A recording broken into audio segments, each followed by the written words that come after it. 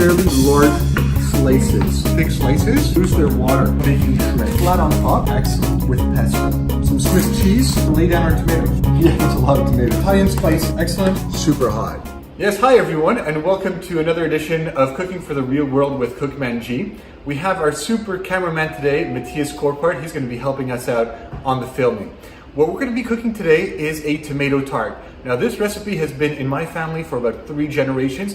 It's absolutely terrific. It's the simplest recipe that you can make, and everyone really loves it, from adults to kids. What we're going to need today, we're going to need about 6 or 7 fairly ripe tomatoes. You can use any tomato that you want. You can use the Italian vine tomatoes or the Campari tomatoes, but we're going to need about 6 of the large ones, just to give you an idea. We're also going to need some Swiss cheese in slices, kind of like this one here. Okay.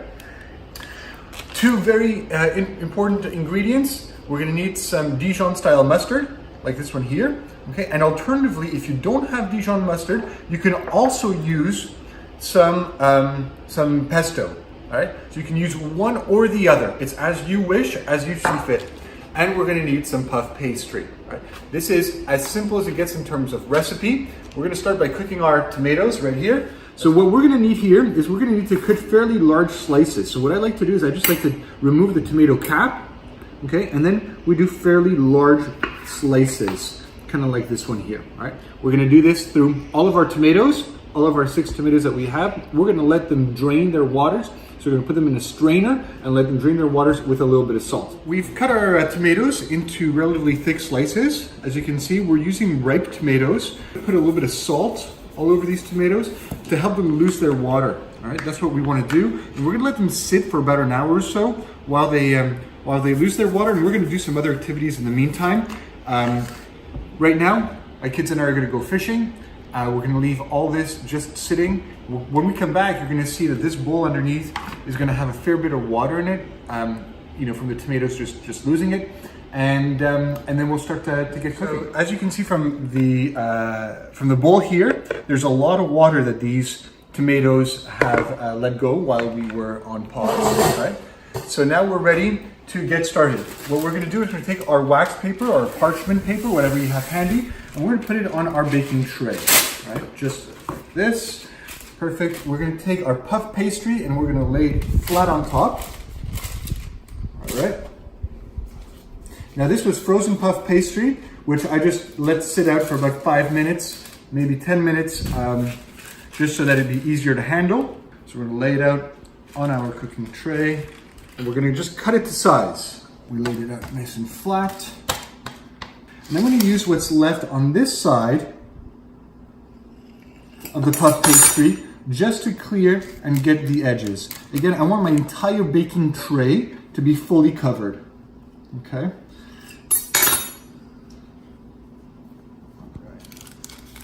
Just like this. Excellent. All right. So now we have a full baking tray of puff pastry.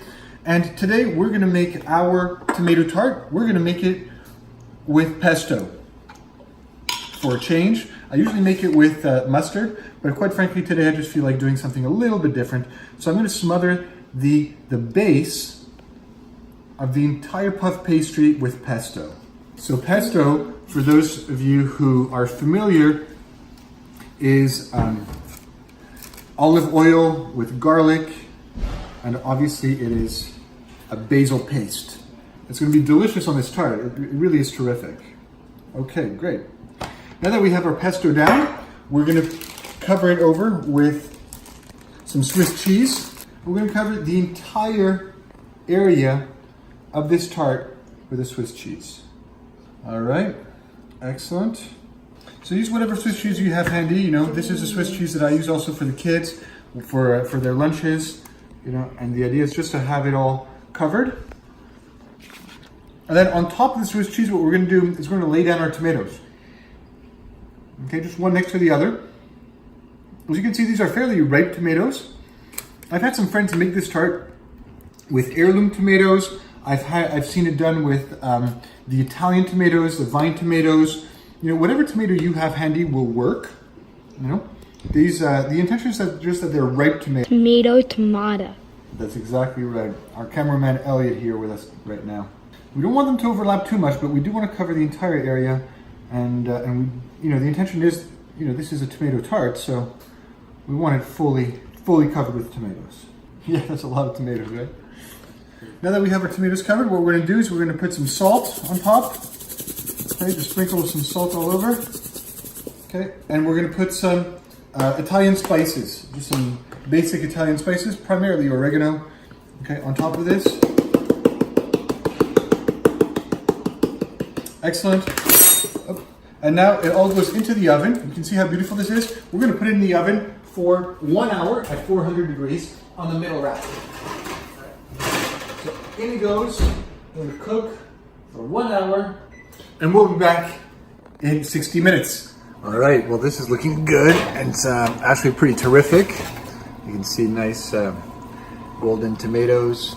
The puff pastry puffed up a little bit. That's fine. We're gonna let it sit. We're gonna let it cool off for about 20 minutes or so before we can eat it. Remember that the tomatoes actually retain a lot of heat in that water that's left.